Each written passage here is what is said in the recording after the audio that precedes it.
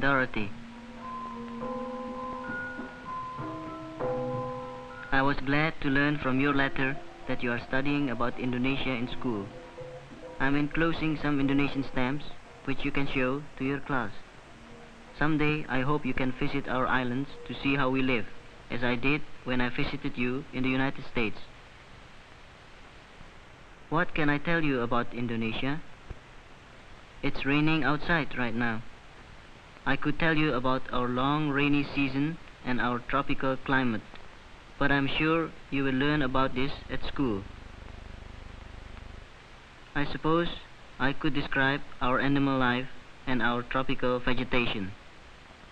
I could tell you about our economy and our plantations, the great groves of palm trees which produce palm oil, the rubber plantations, but I'm sure you can read about these in your textbooks. I think I would like to tell you about our people and how we live. There are many things that are alike in both our countries and many things that are different. There is traffic in our cities too, but for each car there are dozens of bicycles. Even some of our taxis are three-wheeled bicycles with the passengers in front and the drivers behind. We have jeeps and trucks and automobiles, but they all come from the United States and Europe because we don't have factories here to make them. It's not strange that we have our traffic problems down here on the equator. After all, 3 million people live in Jakarta, our capital city. Many of our newer buildings are like yours too. Buildings such as the National Museum, which is much like your National Art Gallery in Washington, buildings like the National Post Office, and our President's home, the White House of Indonesia. Throughout our cities, new plans are being developed. Construction would be a familiar sight to you, but our methods are different because we do not yet have much machinery.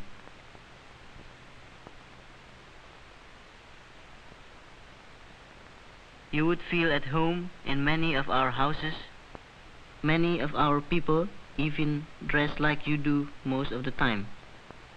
At other times, they dress in the traditional way, like little Yusuf Sujito in his black cap and sarong. You would like my friends, the Sujitos. Sometimes, when Mr. Sujito isn't busy at his job with the government, he goes to market with the family.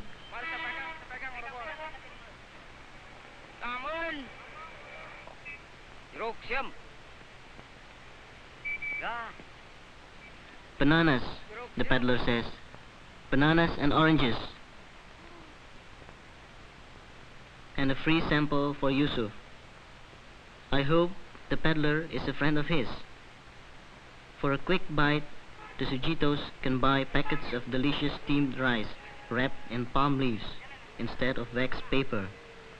And just as you might buy a hot dog to go with the rice, in Indonesia we have satay, strips of meat barbecued on sticks over a charcoal fire.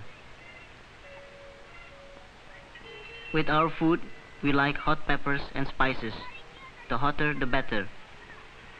Then, to cool off, we have soda pop and soft drinks. Ice cold orangeade tastes mighty good here on the equator.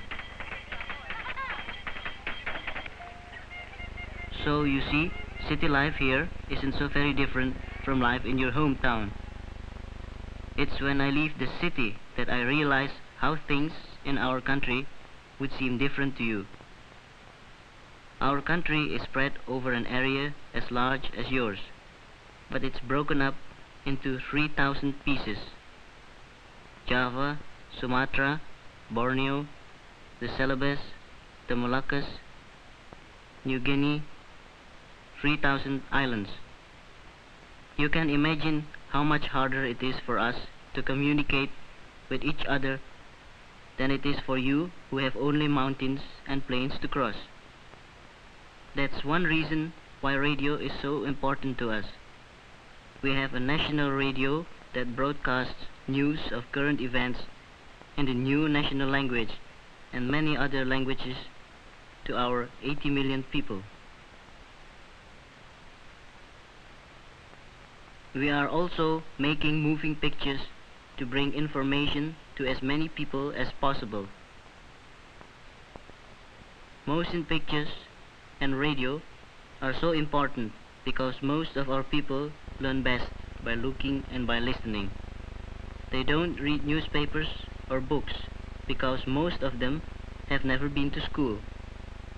What this man knows about rice farming, he learned from his parents. And he can tell his own little boy only what he knows. Things are done the same way generation after generation. This is one of the things we are changing. Before planting a new crop, some farmers make an offering to the rice god. Do you feel that offering this rice is a strange custom? Perhaps the farmer would feel that your custom of throwing rice at a wedding is even stranger. Another thing that we are changing is the harvesting of rice in the ancient tradition. Each head is cut one by one with a small knife in the palm of the hand. In some places, the rice is hulled and pounded into flour with poles.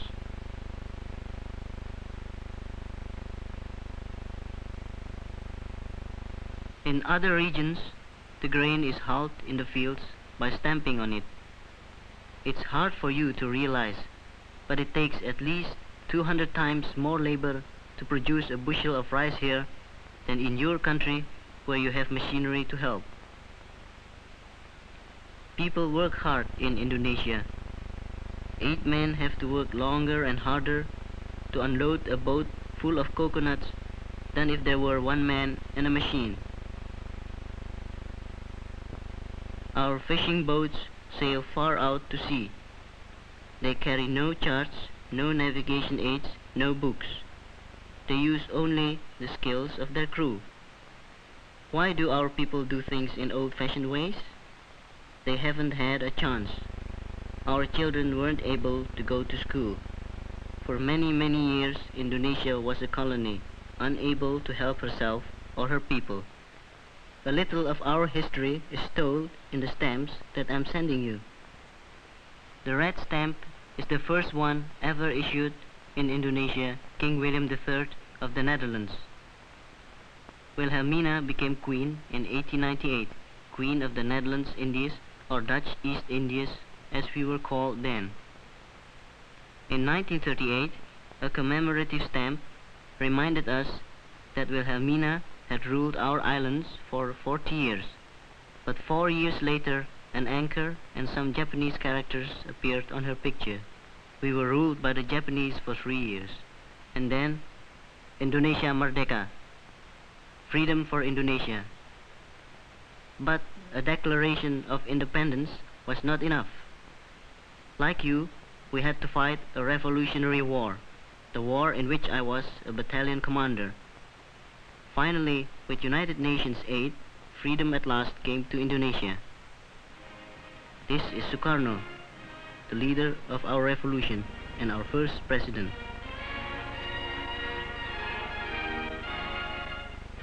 Our national anthem, Indonesia Raya. We think of Sukarno the same as you think of George Washington. Our leaders value the ideas of liberty held by your great men, Benjamin Franklin, Thomas Jefferson, Abraham Lincoln. We erect monuments dedicated to the same ideals expressed in your Constitution: freedom of speech, freedom of assembly, and freedom of worship. We believe in any God we want. 90% of our people are Muslims who pray to Allah and follow the teachings of Muhammad.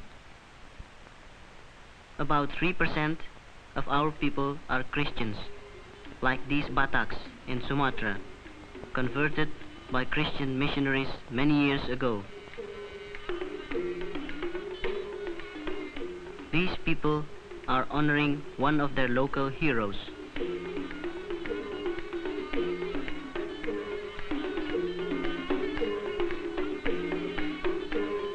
Many of our present-day leaders come from Batak villages like this, just as your leaders came from log cabins and frontier towns. Besides Muslims and Christians, there are Buddhists, Hindus, and followers of other religious beliefs in Indonesia. Here in Bali, women bring offerings of rice cakes, fruits, and flowers to their Hindu temple. Festivals have become much more frequent since we won our independence.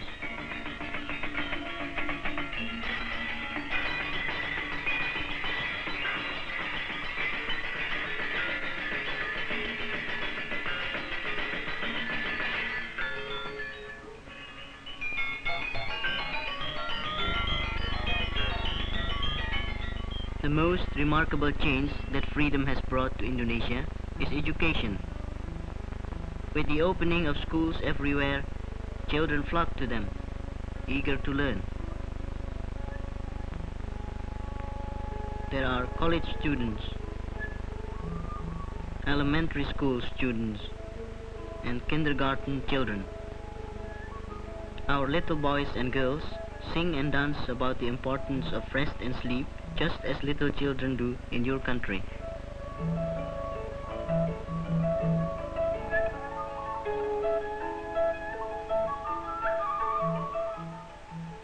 Sometimes they dress up.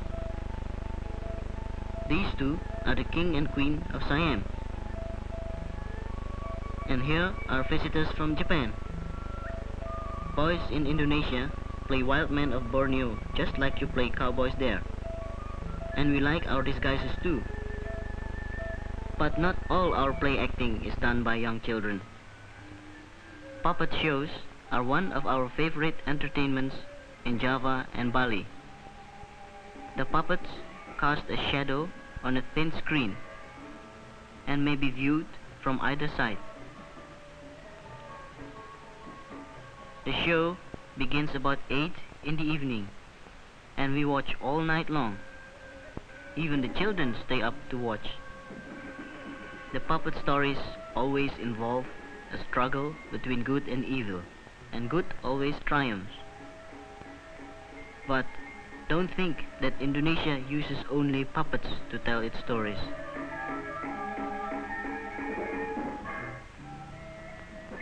We have many dances on the many islands, some that tell stories, some that we do to express our feelings. These boys in central Sumatra are doing a plate dance, striking the plates with metal rings on their fingers.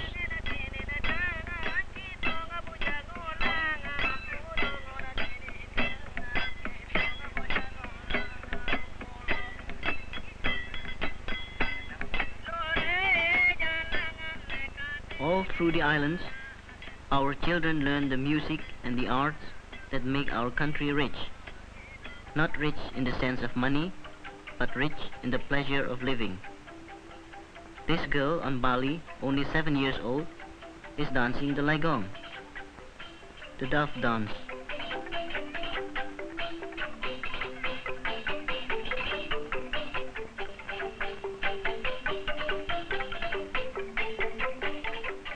The instruments are made from bamboo by people in the village and belong to the village.